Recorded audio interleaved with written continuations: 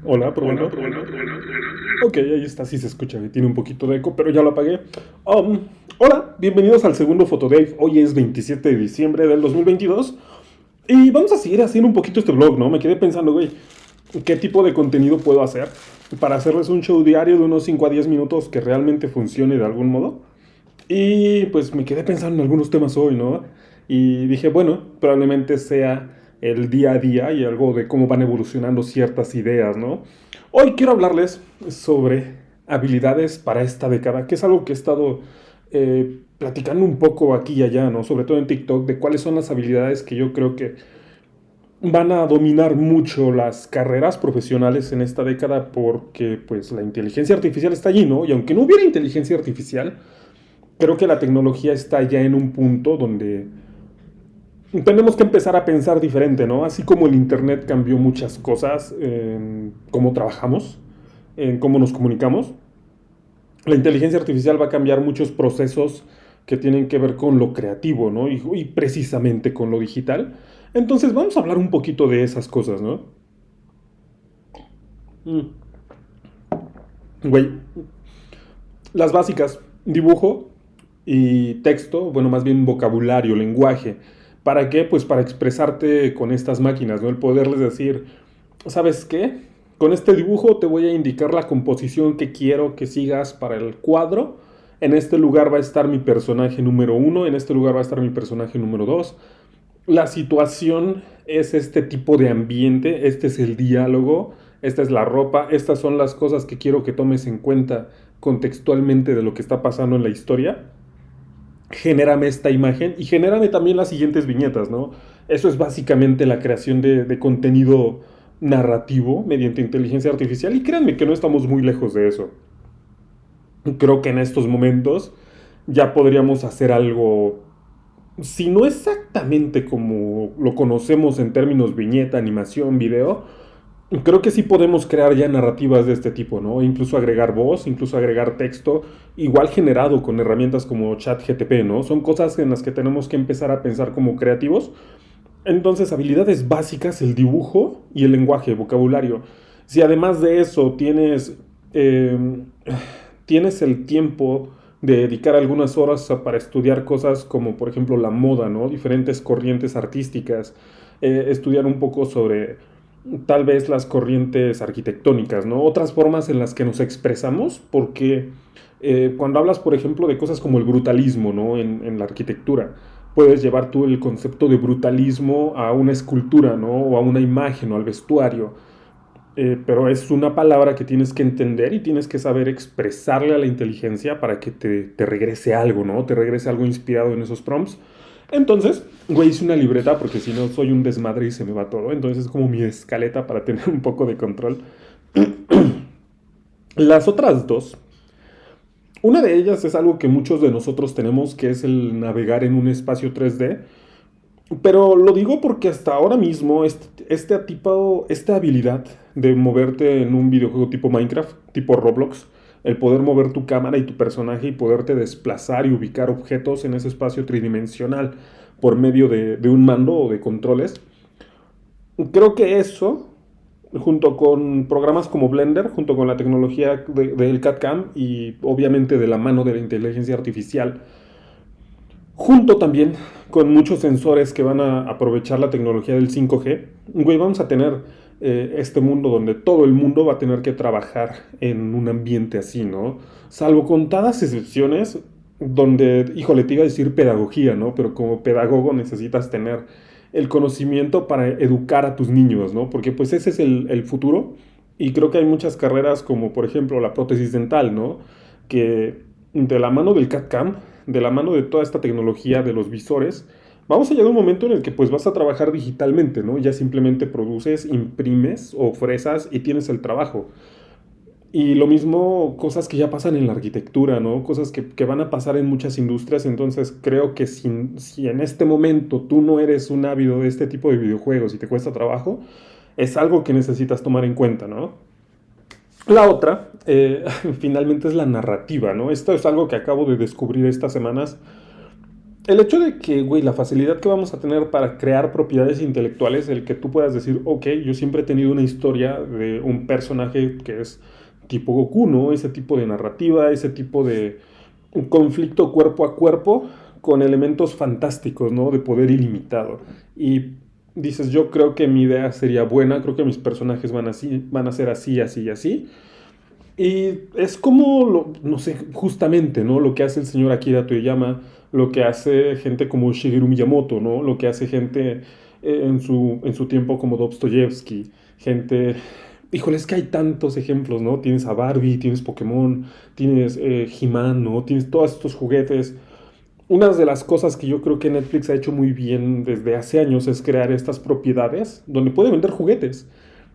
Y la única cosa que va a separar en ese momento, cuando todos podamos hacer nuestro proyecto de propiedad intelectual, lo único que va a separar unos de otros es justamente la narrativa, ¿no? Cómo llevas esa historia, cuáles son los problemas que presentas, cuáles son las debilidades de tus personajes y cómo estás utilizando los arquetipos sociales para poder llevar tu historia a un lugar de atención donde las masas realmente le presten atención y puedes comunicar no solamente una historia como por ejemplo Dragon Ball o no sé, Hunter x Hunter, que puedas hacer algo que no solo es entretenimiento, sino que además te permite conducir a la gente tal vez a información, ¿no? Tal vez es la narrativa sobre la villa en África, donde necesitas crear mucho contenido y empezar a hablar sobre las personas para tener visibilidad y que la gente le done dinero a tu ONG. Si eres un negocio que quiere hablar sobre las bondades de su producto, pero le es muy complicado hacer todo el relajo donde tienes que tener una cámara, tienes que tener un micrófono, tienes que tener buena iluminación, grabar, tener todo coordinado, saber hacer no solo la edición, sino además componer la información, ¿no? Componer los textos y hablarlo y expresarlo y además tener a alguien que tenga una buena dicción, alguien que además te maneje un poco los temas, que sea más que un actor, para que te pueda aportar algo, ¿no? Y pueda ser una cara visible. Eso ahora mismo es muy difícil. Si tú eres una empresa, por ejemplo, eres una pastelería, ¿no? Y, güey, tú tratas de hacer como este juego donde quieres meterte a tal vez hacer un poquito de influencer marketing desde tu lugar, desde la persona que eres tú como tal vez pastelero, ¿no? O dueño del negocio, descubres que es un número de habilidades importantes y cuando ya hablas de generar este tipo de contenido con inteligencia artificial, cosas que ya podemos hacer, ¿no? Ya puedes en este momento tener un podcast creado con inteligencia artificial. Obviamente necesitas cierto conocimiento, pero güey, el proceso de hacer eso a comparación de antes cuando... Incluso ahora es muy sencillo, ¿no? Antes tenías que comprar mucho equipo y saber cómo coordinarlo y tener una mezcladora, tener cosas que eran bastante inaccesibles si no tenías dinero de sobra para hacerlo. Y después hablas del talento, ¿no? Y justamente por eso la narrativa creo que es una de estas habilidades que necesitamos empezar a pensar más, ¿no? En cómo nos comunicamos con historias, cuáles son las historias y por qué hay cosas, arquetipos de personalidad que se repiten una y otra vez en estos mitos que nos han acompañado desde hace mucho tiempo y que seguimos repitiendo en cosas como los Avengers, ¿no? Como Marvel o películas, series, etcétera. Tener un dominio muy bueno de eso creo que va a ser una de las claves para la siguiente década, ¿no? Cuando ya hablemos de creativo por inteligencia artificial.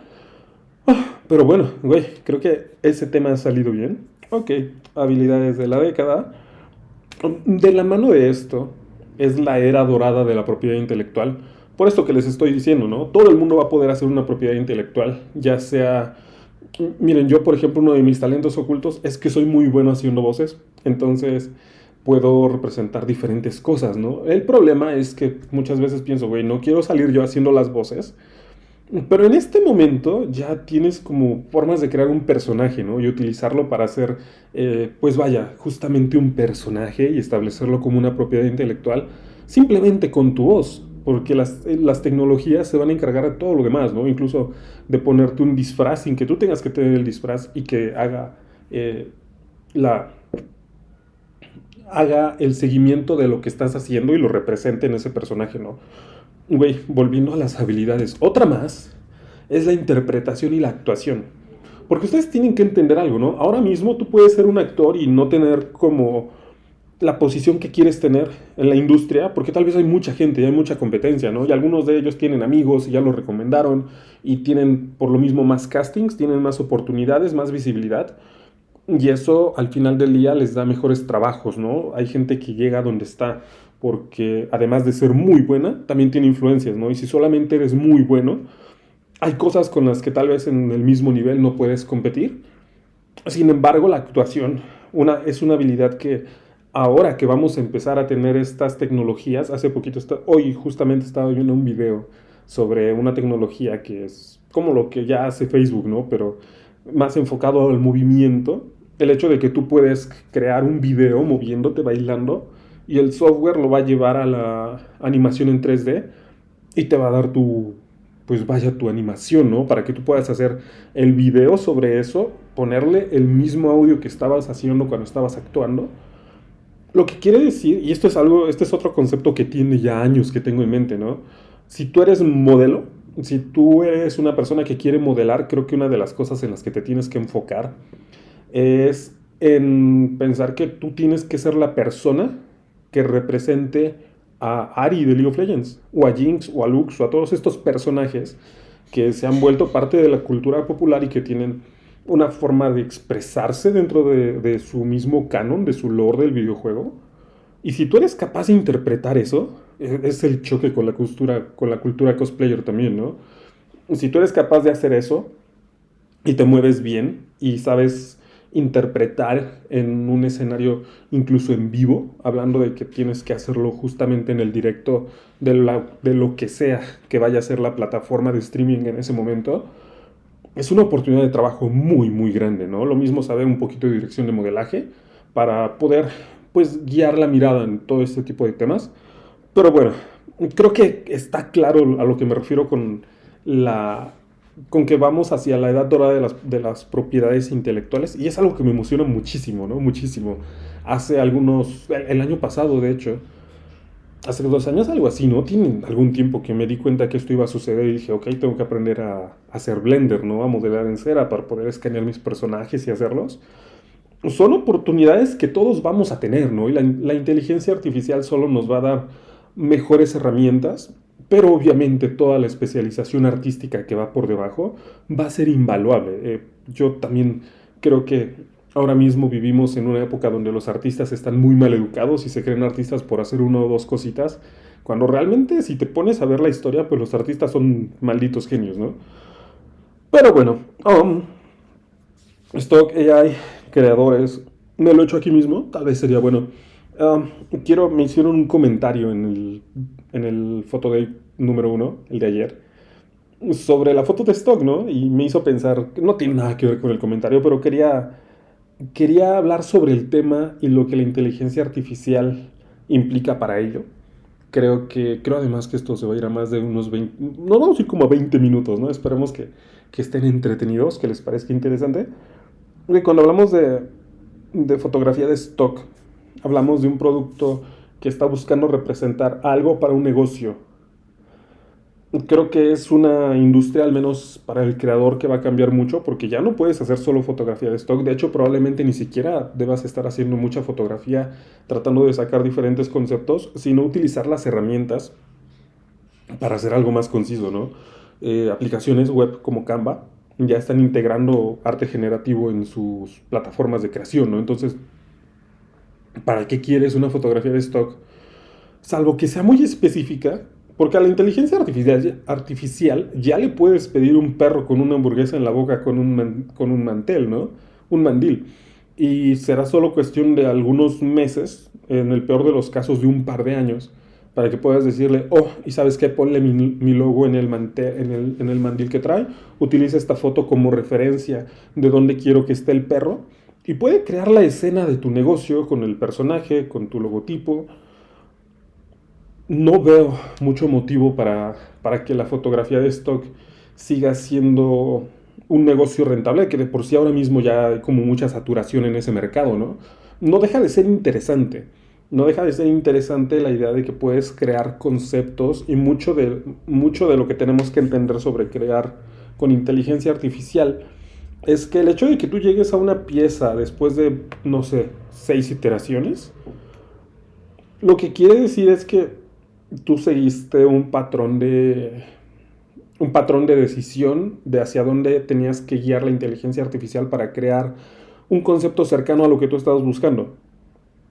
Y entonces de ahí solamente escogiste uno, pero tienes como esa semilla, por decirlo así, ¿no? Puedes decir, bueno, esto me gusta, pero me gustaría llevarlo más allá y evolucionar esa pieza, pues basada en sí misma y basada en otras cosas que tal vez la inteligencia artificial no alcanzó a comprender.